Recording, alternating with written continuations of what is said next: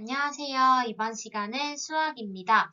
교과서 연필을 준비하고 측정해 주세요. 6단원 다각형의 둘레와 넓이. 오늘은 4차식 직사각형의 넓이를 구해보도록 하겠습니다. 교과서는 116쪽에서 117쪽을 펼쳐주시면 되고요. 실제 수업 시간보다 짧게 만들어진 영상이기 때문에 문제를 읽어주면 일시정지를 눌러서 실제로 풀어본 후 답을 한번 확인해 보도록 하세요. 오늘의 배운 문제를 확인해 보도록 하겠습니다. 오늘은 직사각형의 넓이를 구해 보도록 할 건데요. 지난 시간에 배웠었던 거를 선생님이랑 같이 한번 확인을 해 보도록 하겠습니다. 먼저 우린 지난 시간에 넓이의 단위에 대해서 배웠어요. 넓이의 단위가 어떤 거였죠? 그쵸? 제곱 센티미터라고 하는 걸 배웠고요. 특히나 넓이의 단위는 1제곱센티미터라고 해서 한 변의 길이가 1cm인 정사각형의 넓이를 단위로 하였다라고 배웠습니다. 그러면 이번에는 선생님이 그림으로 보여주고 있는 이 도형의 넓이를 한번 구해보도록 하세요. 이 도형은 몇 제곱센티미터일까요? 그렇죠. 5제곱센티미터라는 거를 알 수 있습니다. 저기 표시되어 있는 하늘색 1제곱센티미터 칸짜리가 몇 개가 들어가는지를 세어주면 됐었던 겁니다. 그러면 5개가 들어간다라는 거를 알 수가 있기 때문에 5제곱센티미터다라고 이야기할 수 있네요. 교과서 116쪽의 1번입니다. 연수가 수학책의 넓이를 구하려고 하는데요. 직사각형의 넓이를 구하는 방법을 생각해 보도록 하겠습니다. 교과서 뒤쪽에 준비물 12번 1제곱센티미터 스티커들을 준비를 하면 될 것 같습니다. 그러면 여러분들도 직접 연수처럼 1제곱센티미터 스티커를 붙여서 직사각형 가나다의 넓이를 한번 구해보도록 하세요. 선생님도 지금 여기 가나다에다가 한번 붙여보도록 할게요. 가에다가 붙이니까 1제곱센티미터짜리 스티커가 8개가 들어갑니다. 그러면 직사각형 가의 넓이는 8제곱센티미터다 라고 이야기할 수 있겠네요. 이번엔 나에다가 한번 붙여볼게요.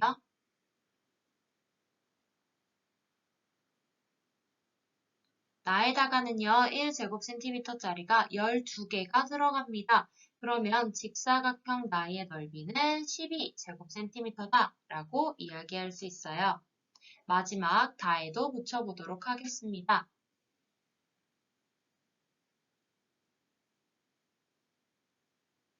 직사각형 다에서는요, 1제곱센티미터짜리가 16개가 들어갑니다. 그래서 16제곱센티미터다 라고 넓이를 이야기할 수 있어요. 그럼 연수처럼 직사각형의 넓이를 구할 때 불편한 점을 한번 이야기해 보도록 하겠습니다. 지금 연수랑 선생님이랑 친구들이 했는 것처럼 1제곱센티미터짜리를 하나하나씩 붙여서 넓이를 구하게 되면요. 아주 번거롭기도 하고요. 시간이 너무 오래 걸리게 됩니다. 스티커를 빈틈없이 다 붙였고 그 다음에 스티커의 개수가 몇 개인지를 헤아려서 넓이를 구하게 되면 시간이 너무 오래 걸리게 돼요. 특히나 연수는 수학책의 넓이를 구하려고 하고 있는데 수학책 표지에다가 이 조그마한 스티커를 가지고 계속 붙인다라는 거는 해결하기가 꽤나 어렵게 될 겁니다.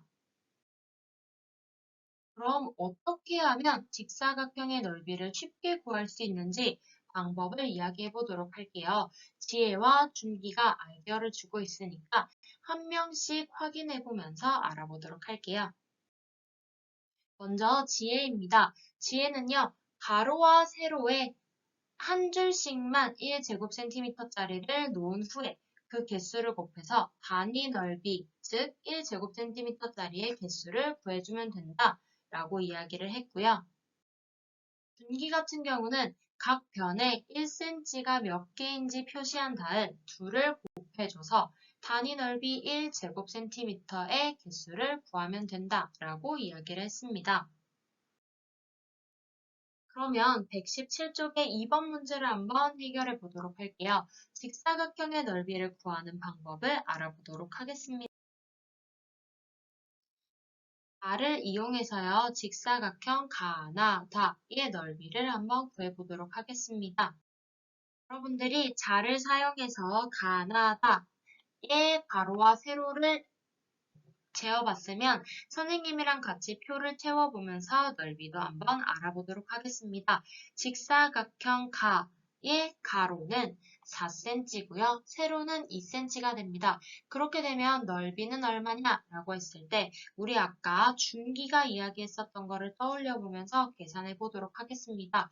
중기는요, 아까 가로가 1cm가 몇 개가 들어가는지를 세고 세로에도 1cm짜리가 몇 개 들어가는지를 세서 그 둘을 곱해서 넓이를 구해준다 라고 했기 때문에 가로가 4cm, 세로가 2cm인 경우 1cm짜리가 가로엔 4개, 세로엔 2개가 들어간다 라는 것과 같습니다. 그래서 그 둘을 곱해주면 넓이는 4 곱하기 2가 되어서 8 제곱 센티미터가 된다라는 걸 구할 수 있습니다. 그러면 직사각형 나와 다도 똑같은 방법으로 구해보도록 할게요. 직사각형 나는요, 가로 4cm, 세로는 3cm가 되어서 넓이는 4 곱하기 3을 해준 12제곱센티미터가 됩니다. 그 다음 직사각형 다도 한번 구해볼게요. 가로는 4cm로 똑같았고요. 세로는 4cm가 됩니다. 그러면 이 둘을 곱해주면 넓이를 구할 수가 있겠죠? 직사각형 다의 넓이는 4 곱하기 4해서 16제곱센티미터다 라고 구할 수 있었습니다. 그럼 직사각형의 넓이를 구하는 방법을 가로와 세로를 사용해서 식으로 한번 나타내 보도록 할게요. 직사각형의 넓이는 가로 곱하기 세로다 라고 할 수 있습니다. 즉 여기 나타나 있는 센티미터와 세로에 나타나 있는 센티미터를 두 개 곱해주면 직사각형의 넓이가 된다 라는 걸 알 수 있습니다. 이번에는요, 정사각형의 넓이를 간단하게 구하는 방법을 식으로 나타내 보도록 할게요. 우리 아까 직사각형은 가로 곱하기 세로 하면 넓이를 구할 수가 있었는데요. 정사각형 같은 경우는 가로의 길이와 세로의 길이가 같습니다. 그렇기 때문에 정사각형의 넓이는 한 변의 길이 곱하기 한 변의 길이가 되는 거예요. 즉, 똑같은 개념이에요. 가로와 세로를 곱해주는 거긴 한데 가로의 길이와 세로의 길이가 같기 때문에 가로 곱하기 세로라고 표시하는 게 아니라 한 변의 길이 곱하기 한 변의 길이라고 표시한다 라는 점만 다른 겁니다.